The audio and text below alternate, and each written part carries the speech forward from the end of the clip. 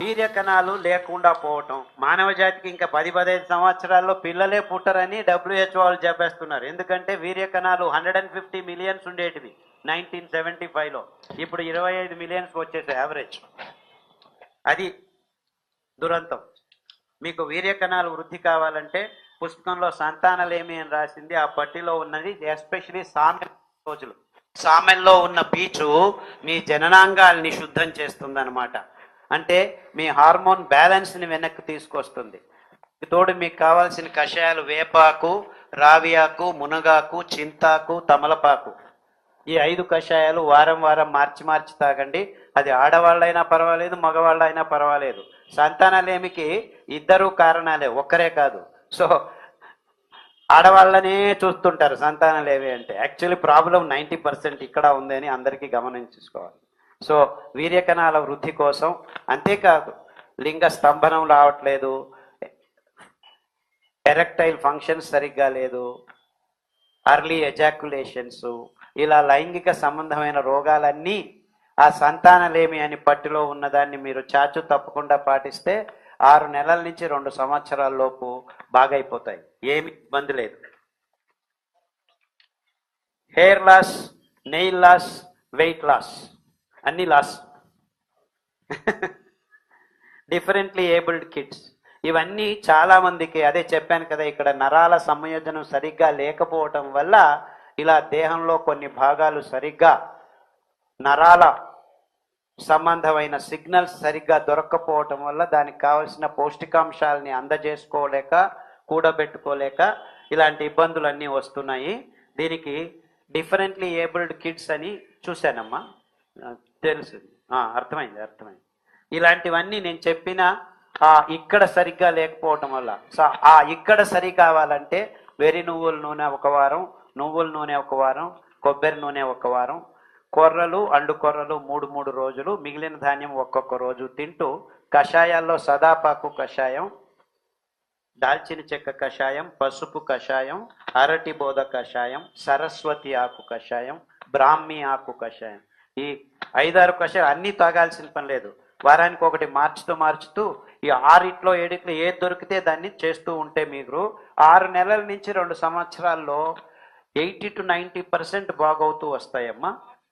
Autism గురించే చెప్పింది ఇంతసేపు, పుస్తకంలో కూడాను పట్టి రాసి ఉంచారు. డ్రగ్ అడిక్ట్స్ చెప్పాను కదా, పెగ్ వేయమంటే మగ్గు తాగేది, మార్ఫిన్ అడిక్షన్, కోడీన్ అడిక్షన్, ఈ పాన్ పరాగి నోట్లో పెట్టుకోవడం, తంబాకు, సిగరెట్ తాగటం, కాఫీలు, టీలు తాగటం, రోజుకు 5 సార్లు 6 సార్లు కాఫీలు, టీలు తాగటం, ఇలాంటివన్నీ నరాల దౌర్బల్యాన్ని పెంచే ఈ అడిక్షన్స్ వల్ల. కాఫీలో కెఫీన్ ఉంది, సిగరెట్లో, తంబాకులో నికోటిన్ ఉంది, ఈ డ్రగ్స్లో మార్ఫిన్, కోడిన్, చాక్లెట్లు కూడాను అడిక్షన్, థియోబ్రోమిన్ అనే ఆల్కలాయిడ్ ఉంది. సో పిల్లలకి చాక్లెట్లు ఇవ్వకండి, మీరు మీ పిల్లల్ని కావాలని అడిక్ట్ చేస్తున్నారనమాట. ఈ అడిక్షన్స్ నుంచి దూరం కావాలంటే మీరు రేపే మాయం చేసుకోలేరు, నిదానంగా అంచెలంచెలుగా దూరం కావాలి. మేము ఈ చట్టాల నుంచి దూరం కావాలని మీరు సంకల్పం చేసుకొని, మీరు చాక్లెట్ తినాలి అనిపించినప్పుడు మీరేం చేయాలంటే కానుగ ఆకు కషాయం ఫస్ట్ తాగండి, తర్వాత చాక్లెట్ తినండి.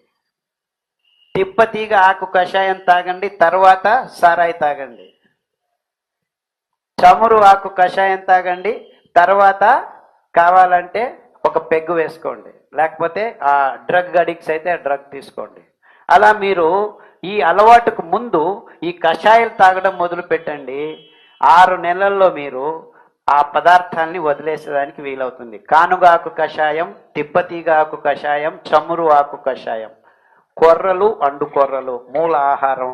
మీ దుశ్చటాల నుంచి మీరు బయటపడవచ్చు. అది కాఫీ దుశ్చటం కావచ్చు, సారాయి కావచ్చు, తంబాకు ఈ పొగాకు కావచ్చు, సిగరెట్ కావచ్చు, లేకపోతే డ్రగ్ అడిక్షన్స్, ఈ మార్ఫిన్, కోడిన్, ఇలాంటి వేరే పలు రకాలమైన డ్రగ్స్ ఉన్నాయి.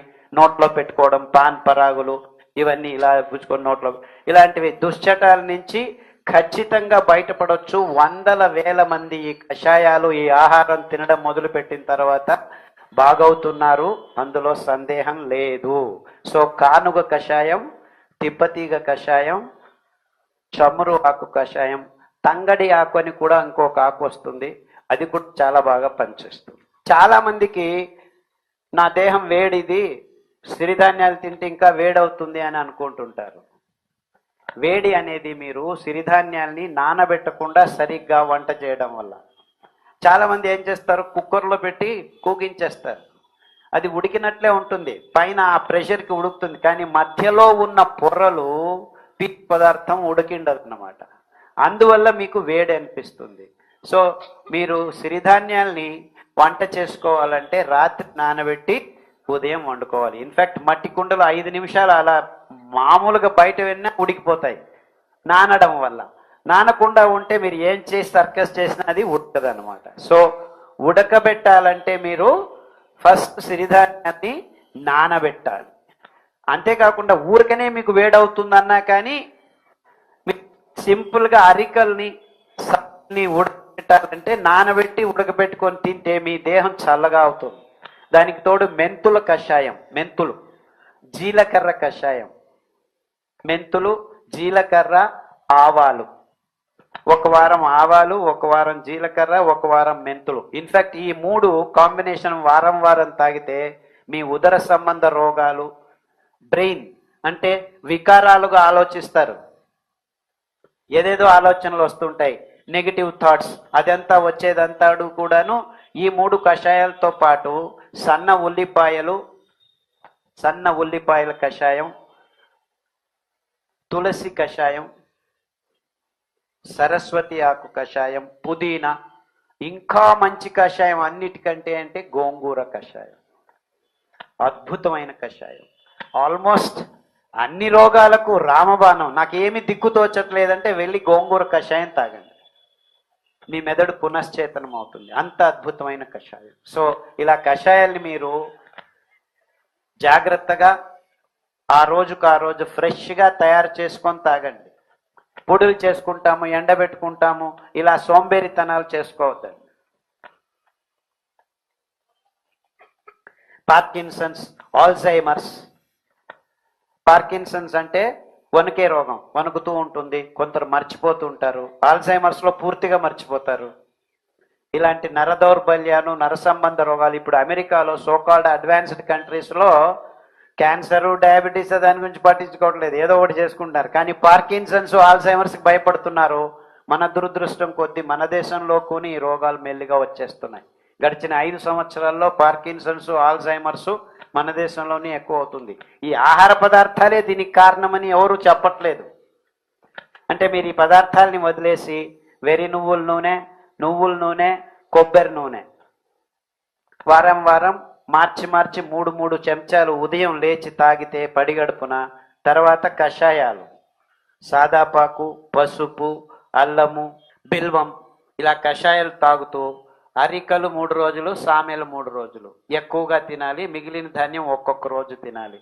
దీన్ని మీరు చాచు తప్పకుండా 9 నెలలు చేస్తే పార్కిన్సన్స్, చాలా మందికి సంతకాలు చేయడం కావట్లేదు, జరుగుతూ ఉంటుంది. 6 వారాల్లోనే సంతకం కరెక్ట్గా చేయడం మొదలుపెట్టారు చాలా మంది, వందల వేల మంది. సో జాగ్రత్తగా గమనించండి, పుస్తకంలో పట్టీలో రాశారు, గమనించి మీరు వాడండి. కొలెస్ట్రాల్, ట్రైగ్లిసరైడ్స్, రొమాటిక్ ఫ్యాక్టర్స్ ఇవంతా విదిన్ వీక్స్, 6 to 9 వీక్స్ మాయమైపోతాయి మీరు సిరిధాన్యాలు తింటే. చెప్పాను కదా, హృదయ సంబంధ రోగాలు, దోసకాయ జ్యూసు, సొరకాయ జ్యూసు, బూడిద గుమ్మడికాయ జ్యూసు, 9 వారాలు, వారం మార్చి 3 రౌండ్లు చేసే లోపల మీకు ఇవన్నీ మాయమైపోతాయి, ఏ ఇబ్బందులు ఉండవు.